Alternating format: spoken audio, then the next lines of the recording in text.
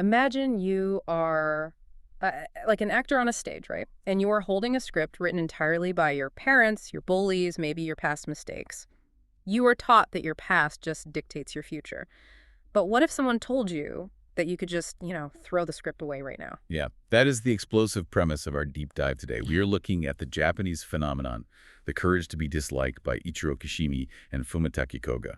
It is structured as a Socratic dialogue using Adlerian psychology to basically argue that happiness is an active choice. Which sounds great, but they also argue that trauma is a myth and that true freedom requires letting others actively dislike you. Exactly. And our mission today isn't just to summarize this.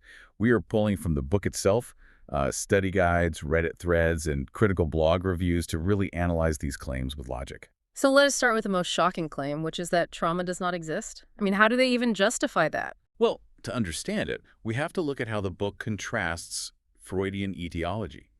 That is the idea that past causes determine our present. They contrast that with Adlerian teleology, which says we are actually pulled by our present goals. Okay, so etiology is about causes and teleology is about goals. Right. So, for instance, the book argues a recluse doesn't stay inside because they were bullied in the past. Instead, they fabricate anxiety in order to achieve the present goal of avoiding society. I really have to push back there. Saying someone is creating their own anxiety as a strategy, I mean, isn't that just textbook victim blaming? It sounds incredibly harsh. But let us look at Adler's logic first. The book argues that if our past strictly dictates our present, we are trapped in nihilism.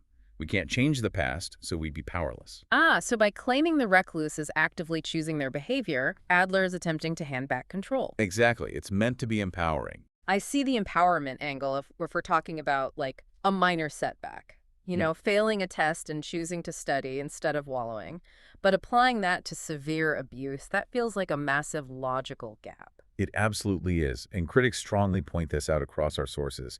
This claim is highly speculative. It completely ignores modern neurological facts about how trauma physically rewires the nervous system. Right, it's forcing a false binary. Yeah, exactly. Yeah. Either you are a helpless victim or trauma is entirely made up.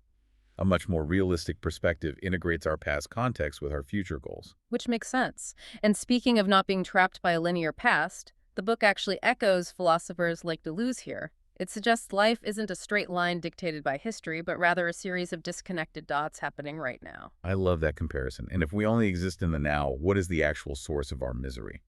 Well, the book claims literally all problems are interpersonal. All of them. All of them. We get tangled up in other people's expectations.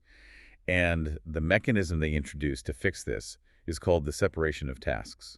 How does that actually work in practice? You look at a situation and ask, who ultimately receives the end result of this choice? Whoever pays the consequence owns the task.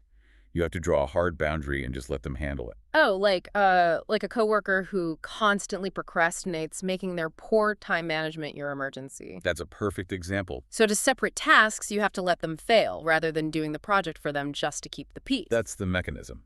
Conceptually, it's brilliant for stopping codependency.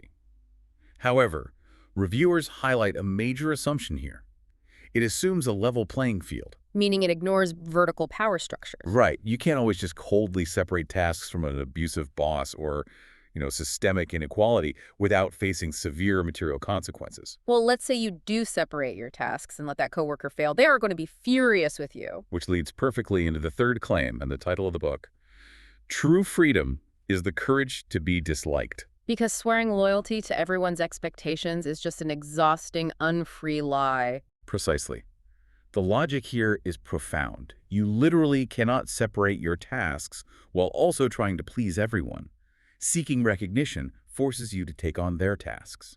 So being disliked isn't the goal. It's just the price of admission for living your own life. If no one dislikes you, you're probably living the script someone else wrote for you. That is exactly the point.